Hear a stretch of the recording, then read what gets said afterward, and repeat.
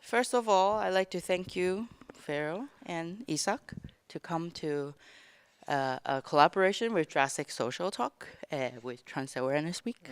I am very honored to be a cis person asking stupid questions. I'm sure this is something not everyone gets the privilege to do No. because if they're really ignorant about it, then they can't really ask anything. Because, like yesterday when we saw Johanna set, the comedian stand up set, Yeah. she was saying something like, "Oh, yeah, but you're so polite, you don't even want to ask anything." And I think that's just how most of the people are like nowadays. They're like, "Oh, I don't know anything about like gender and sex," and a lot of people are still confused about sex and gender Yeah. even now. For example, one thing I hate is that people still use female and male for a lot of things, and it's just like, come on, like why do you have to? I don't know, not Gender just everything? gendering it, it's like sexing something, Mm. right? Oh, it's a female doctor, it's a male actor. Why? So yeah, there are a lot of these cringy things that we have to talk about today.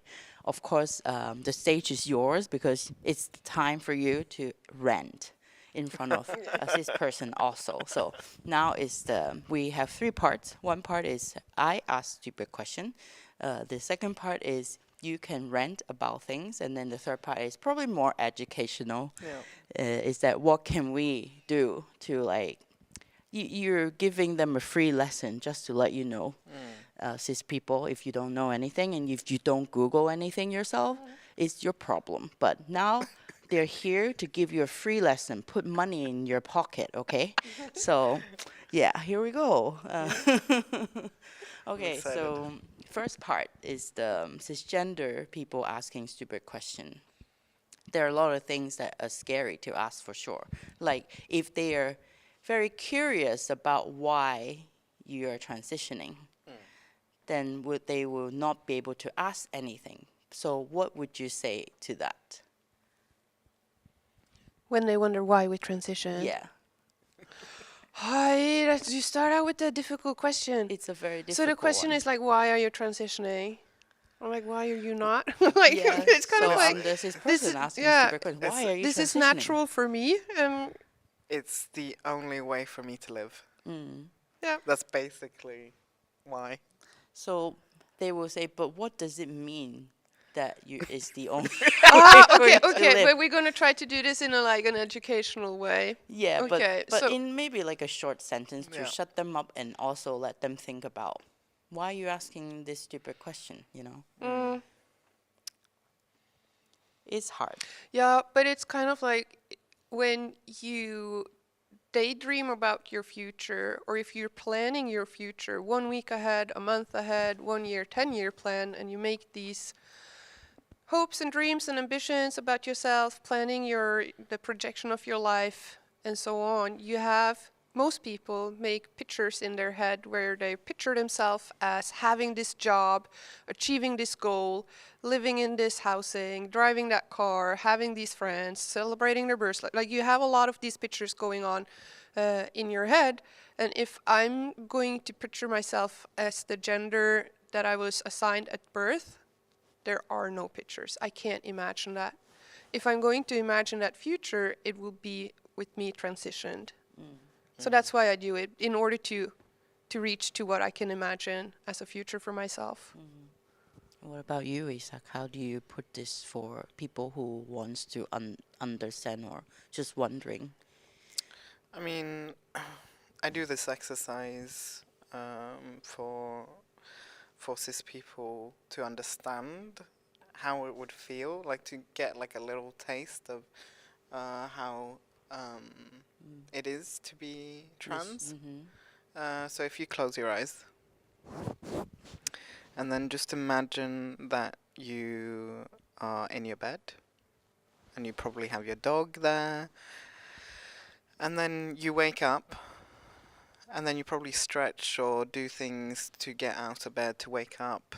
And then you you know, you walk towards your bathroom because I assume that you would have to pee or you would have to get yourself ready. You might have, still close your eyes. I can't close my eyes and pee though. No. But you're going to the bathroom and when you look in the mirror, you'll see the opposite gender of what you are now. You'll have a different voice, you'll have a different skin type, different hair, you'll probably have more hair on your body, and you won't recognize who you are. And then when you walk out, because you have to get ready for work or whatever you need to do, someone else will see something else that you do not feel that you are. I don't know if... Yeah, I get what you mean. So basically, It's a very binary way to experience a little bit of the trans experience, but at the same time, I feel like this is the only way that cis people starting point will to understand, because non-binary is non-binary. It's not binary at all. So, and my experience is a binary trans man. So, yeah. So basically, of course, each person is different because they have their own if they want to gender themselves, or if they don't feel like gender is a part of their identity, then everyone is different, right? According to what they feel about themselves. And so basically, cis people, first of all, they don't even understand pronouns or what does it mean to want to be trans. They do have the capacity to understand pronouns. It's just the implementation of pronouns. Like if you misgender a dog, they'll take it quickly. Yeah. Because a dog is simple. But when it's a person, it's more complicated. And we are... It's projecting their own feelings about that person and what they are. Yeah. And, I mean, we're socially conditioned to live in this two-gendered system, in the Western world at least, in different cultures. Gender diverse people have existed for thousands of years. So it's, if you come from a different culture background, it's probably easier to understand different variations of gender. Like, for example, or if you're from identity. Thailand. Yeah. They have like 26 genders or something or more. Yeah, that's a lot. Yeah, for them it's like, oh, we live in a more diverse culture when it comes to gender and sex. And I get that, but what I mean is, like, I think in general people don't want to ask, but they also don't understand and they don't Google. And so that's why they ask, oh, why you transition? But how? I don't understand still. When you do an exercise with them, if they have a very strong feeling about who they are in their gender, they can't even imagine. So basically, when you do the exercise, imagine you're the opposite sex, or imagine you don't identify with your own gender. As like, if you're a man, then when you look in the mirror, you become a feminine person. And then when you go outside in the world, people see you as a feminine person, but you don't identify with that. And, right? Okay. But in that sense, cis people transform continuously each day, performing the continuous ritual of affirming their own gender. Yeah. Like when women dress up as women and act like women, cis women. Yeah. Like they are transforming. And like cis men, when they perform as cis men, like they are the performing. straightest man, the most It is a masculine man. performance. It is a So yeah, performance. everyone's doing something that suits what they think they are. When The you go to the expectation. optician Right. and you want glasses and you go, oh, men glasses, women glasses. No, it's not. Come on, it's glasses. Like eyes are gender, your sight is gender neutral. Like there are no glasses for men, women. There aren't any kind of like anatomical differences in how to wear glasses. But again, it's the cis need to reaffirm their own gender and to transform during that thing. So basically, it's the structure of the cisgender world that is giving these, like, suffering for other people who don't Yeah. align with the norm, Yeah, the societal trans pe- norm, yeah. right? I think if we gendered less, people will be more freer to actually express themselves in any masculine or feminine or neutral way. So now it comes to the point where I will ask this. We're like, I was just saying, people gender everything. We say, it's a male doctor, it's a female astronaut, things like that. And every day when you see somebody, you're like, hey, hello guys, everybody, how's everyone doing? But they will say, hey guys, how's it going? Like, how many of these things do you think has to be like removed or like minimized just to have a more neutral world where people can actually just be themselves? I feel like if we say these things, we actively segregate genders from each other, and it would be better to say, "Hey, everyone," or "Hello," or Welcome to our guests. Yeah, they're to make people feel more included. I know that for a lot of non-binary people, if you're going to go say, "Hey guys," "Hey girls," they will not feel included. Yeah. And then there have been times where I've had lectures for teachers, and they do this because it's been normal to do this. But I've said, stop it. If you have non-binary kids in your classroom, and then you're going to put the responsibility on them to then choose where they feel most comfortable, how are they supposed to do that? Yeah, they have to choose before they know, right? Yeah. Or And they just- don't. They know that they're not. They just know that they don't belong to this atmosphere of like being gender or like right. And then It puts more weight on that kid's shoulders because they're instead of taking the responsibility of using different language to include everyone, the responsibility is on the kid. So going back to if this person being ignorant and ask, but why do I have to care so much? There are so little people in the world that is having this problem. Majority of the people don't. Why? Like I have to do so much work for this. Yeah, okay, but like you don't have to care. If you want to be a shitty person, you have the free will to be a shitty person, but just realize that you are going to be a shitty person if you choose to not care. Like, Like, I'm not I'm- gonna, like, What if they say, "Oh, I'm not a shitty person. Yeah, but in they my are. bubble, there is Okay. nobody that is different. Everyone's just like this and this and this. Why do I have to like, Yeah, like okay, how and- entitled some people are, and they just yeah, like, they are. And then it's like, you don't have to care and you don't have to understand or anything, but like, you need to respect other people. That's the baseline. If you're going to participate in a society, you have to follow certain rules of that society, and that there is a baseline of respect for other people and differences, but you don't have to care in that way. Like, so it's just like if they don't care, I feel like if they don't care, then I can actually call them, I can misgender them too, right? Like, oh, you identify as a man, I'll just call you a lady. but if they go so far as to say, like, why do I have to care? They already care. It's like, it seems that they care about being Yeah. a shitty person towards transgender At people. the same time, what you just, like the example that you just did, doesn't work on cis people. It doesn't work misgendering cis people. But for example, if somebody's angry and they like, oh, you're such a bitch, they call a man a bitch. Like, oh, look at you, just like a little bitch. That can trigger him. Yeah. So like, can we maybe have some exercise about how to trigger them, or I don't know.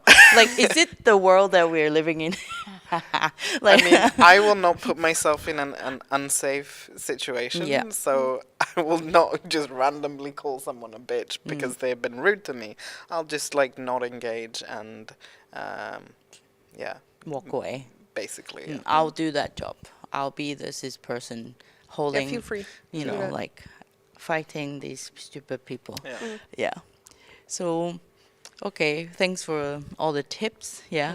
But I think if we've asked, oh, but why do you transition? Then they like, you have to explain. Then it's already rude, to be honest, right? Yeah, asking that question is not something that you do with somebody that you don't have a close relationship with. The same way as No. you don't ask people, why haven't you gotten children? Why aren't you, like, major life choices and stuff. Like, you don't go and ask 1-month-old colleague at work during lunch break, like, yeah, why haven't, yeah. You don't, you don't ask these questions, like, unless it's founded on a solid relationship and there's a way out and if you're not asking this out of love, shut up. Oh, by the way, like coming from Hong Kong, it's actually a very common thing that To ask people about kids? ask these things. They will just, for example, if they've just met you, they're, oh, how old are you?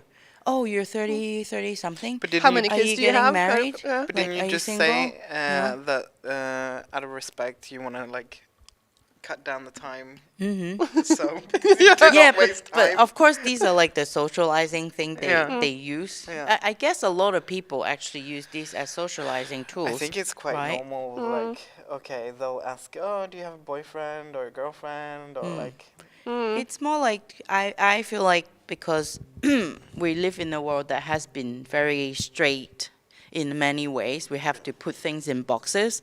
We kind of have to ask a few questions just to label you, to put you on the map of where you are. Like, oh, are you single? If you're single, am I going to be interested? Are you going to be interested in me?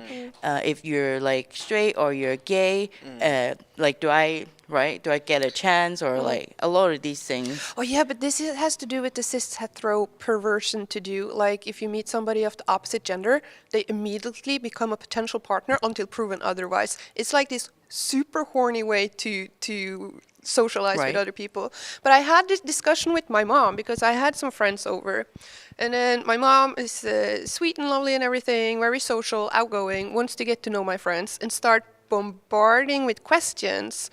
And kind of like, and like she does it from a good place and everything. And then I kind of like in the dinner halfway shut my mom down in order to just give my friends a break from all these questions and so on. And then my mom kind of like, and we talked about it afterwards, just me and my mom. And she was like, why did you shut me down? And I'm like, because you were doing interrogation. Like, you were asking tons of, like, my friend couldn't almost eat because they had to answer questions and everything. And then my mom got really upset. And then she was like, yeah, but she moved to Ålesund, like when she was young and everything, and just met my dad, and then and so she didn't know anybody when she moved there, and she was like, nobody asked me questions about anything, nobody was interested or anything, and I don't want other people to experience this, like nobody having an interest in them. And then I was like, yeah, but the way that you do that is start talking to the person, and then you ask follow-up questions about the things that they take to the table, things that they want to start. So if they raise a topic about themselves, you ask a follow-up question about that topic, because then you know that topic is something that they want to do, not whatever falls into your head and whatever you want to know. That's putting them on the spot. And I think this has to do, like, the questions are coming from a good place, but if you go like, children, what kind of car, where do you live, your address, salary, how many of your grandparents are still alive, like going straight into that is super invasive, and that will, everybody has shit in their life. Some of these questions will trigger that, but start with the follow-up questions. That's how you get to know people. So basically, I think it's more of an old school way of socializing as well. yeah, it's not. And right, it's like they project their own values on you, so Yes. they ask questions that align with their values. Yeah, how similar are you to me? Or of like, oh, questions. are you doing the things that I think is good for you? Yeah. It's also Right. a way to find if, I don't know, I think it's an idea that, or this expectation of an idea of, can I relate to you?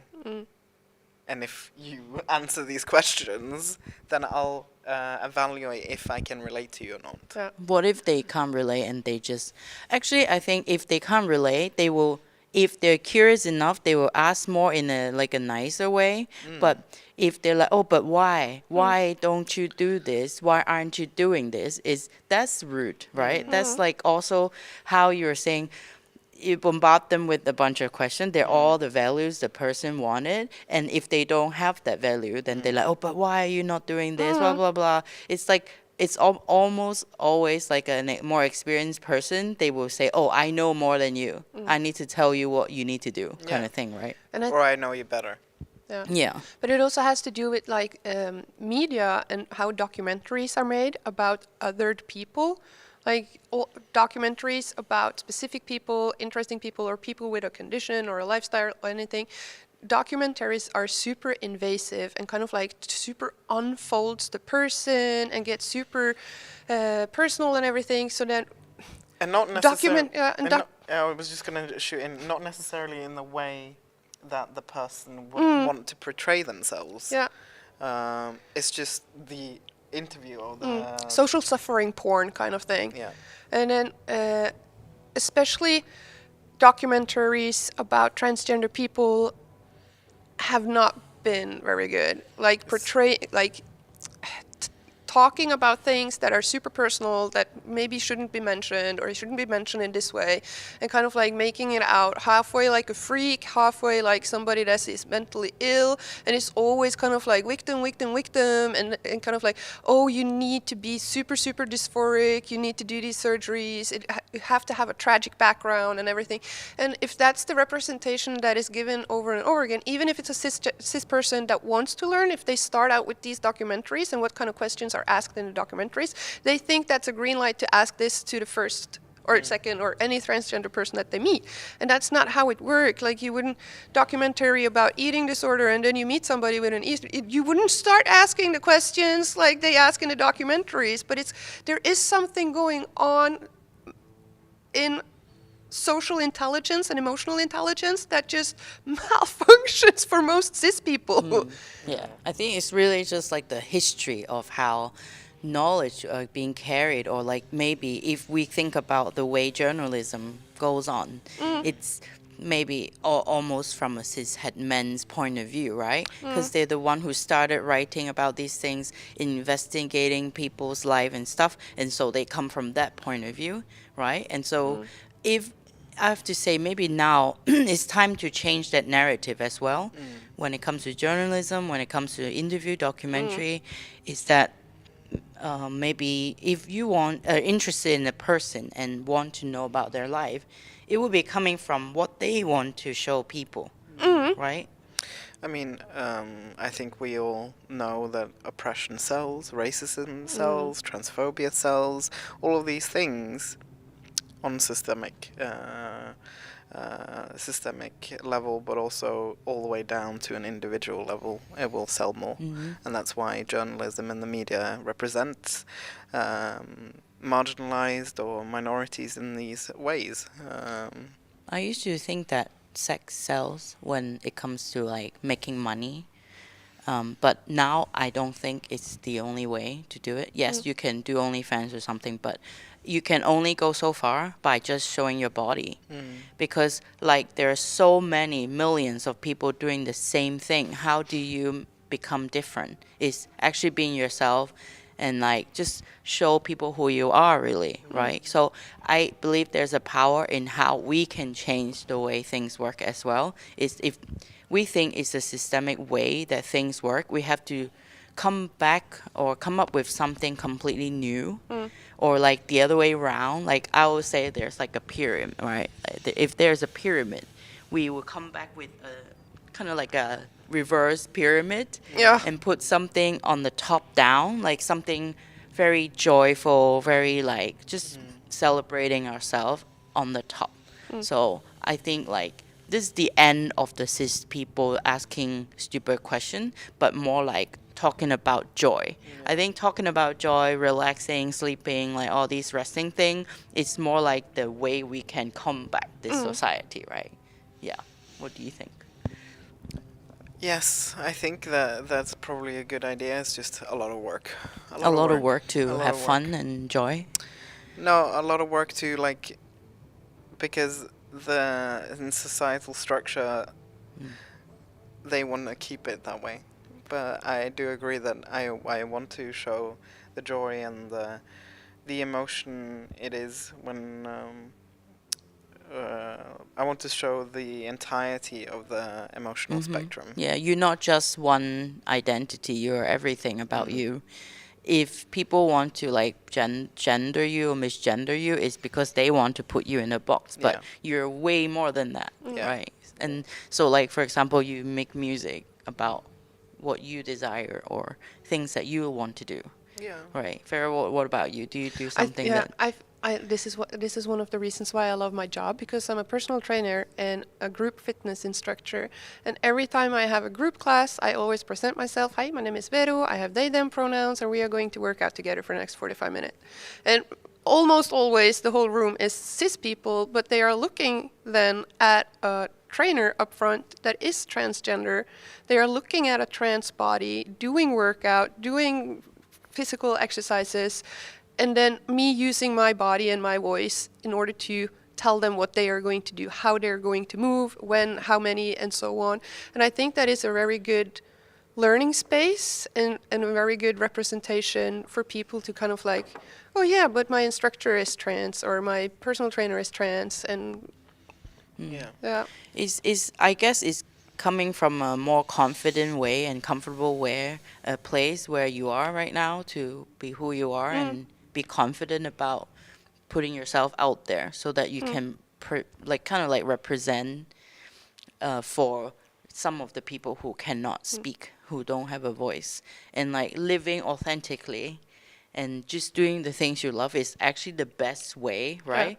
To just like combat this, I don't know, like a binary system of how things supposed to be, right? So yeah, I think like that's what we need to talk about more, like joy, the things you love. I also Thriving. always, yeah, exactly. Yeah. I also always wrap up a podcast episode with questions about what's your favorite food, because I feel like food is like such an important part of our culture, right? Do you, if I find Is it a meal or an ingredient or? like I'll tell you how I always, I don't know why I fantasize about this. Not fantasize, but kind of like ask myself a question. If now I'm being strangled on an island where I can only live with 2 ingredients in my life for the rest of my life.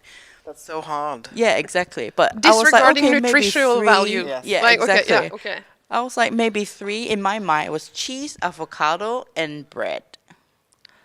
You said 2, Yeah. and Yeah, now you and- listed 4. Yeah, that's, I was like, okay, 2 is not enough. I need bread. But then I'm like, okay, every day I ask myself the same question. And then I realized I actually love eggs so much that eggs yeah. going to be forever the thing that I need in my life. But you can prepare this, or do you have to eat it raw? Like, can you cook it? Yeah. Is this yeah. is Like, seasoning imagine allowed? there's Do a we have fire, seasoning? right? Imagine there's a fire going on. So But is seasoning? 2 ingredients. Okay, so seasoning is required. That's one No. So ingredient. no seasoning no either. seasoning, just 2 ingredients. Okay, so one, but is it?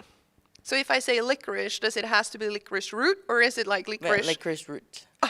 Okay, no. Scrap that. Okay, maybe if that is like a very hard question to answer, you can also tell me your favorite dish. A dish that you love so much you would eat it all the time. No, but I have one of the ingredients. That's a mango. Okay. Mango. Oh, Yeah, mango. mango that I can. Yeah. Some people will try to make that question very difficult by asking what kind of mangoes. Like there are so many different types of mangoes.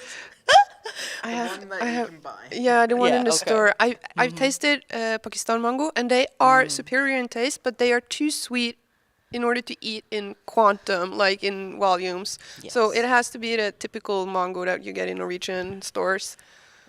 I'm not sure. Oh yeah, the red green kind Yeah, of mango. the one that is never they correctly doesn't ripe. taste of anything. No, but to you me. can eat a lot and a lot, and Yeah. and like 1 in 20 are like crazy good.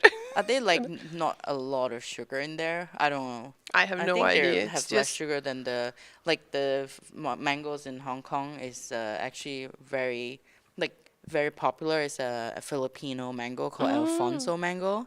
They're like golden yellow, and it's just like honey. yeah. So we put it on dessert. So it's like a treat that we. Yeah, you know, can't eat too much of Yeah, you it. You're can't gonna have too yeah. much. But that's why you can't actually have mango for the rest of your life. I'm sorry. But Okay, didn't get discarded my ingredient.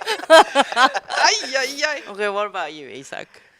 Can Well, you you finished. imagine one thing? We can You come can back you can to answer. I need to Vero. think a little Yeah. bit more I about my also life need to think, choices. because I love food, and it's so hard to just pick one thing. That's like pick your favorite movie or pick Yeah, your favorite it's song. an Or exercise of knowing what you want, actually. This is I a do way love of bread. thinking about what you want. But if I was gonna pick one dish, it would have to be like baked potato with like stuff, cheese. I love cheese. Potato is a thing in Norway, I understand that. Yeah, but it's And also quite also very English. versatile, right? Like you can just Yeah, eat but it forever. Norwegians Yeah. don't Different really types. eat like. Oh, they uh, just boil it? No, Just they like- make baked potato, but they just don't eat the skin. I eat the skin. I eat the skin. Yeah, but it's not a very Norwegian thing to do. No, maybe not. But if I say like pizza, does it has to be the same pizza, or is it like It's the pizzas? same pizza. It's the same pizza. Yeah. It's just torturing you at the Yeah. moment, basically. Yeah, because I'm either Yeah. for pizza, but then different variations, or ramen, but in different variations. Like not the exact same ramen, not the You same have to exact pick one. pizza. Yeah, it's just a fun way to end this conversation. But you can think more about the food you want in the future. It's like just like an exercise of actually knowing what you want and what you like for yourself. Oh, then you I know, want so- air and love. That's what I Yes. want to live on. Oh my god, it's such a cheesy thing. Yeah. So thank you today, Vero and Thank you, Isak, Bertha. and thanks for the audience who actually tune in to watch it. And maybe in the future you can also rewatch it to learn something new. I don't know. Thank you. Thank Bye. you. Goodbye.